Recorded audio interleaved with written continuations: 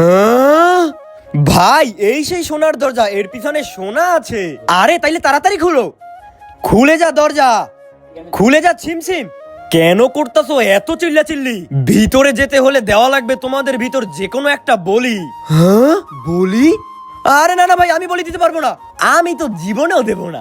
দাঁড়া, আক্কার বাক্কার কারি, আক্কার বাক্কার বাম্বে বো, তুই হবি তোর মার খুলু ফু তু কু।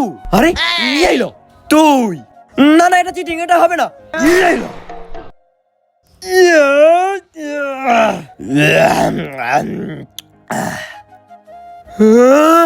ওরে ভাই, এখানে তো সোনা আর সোনা।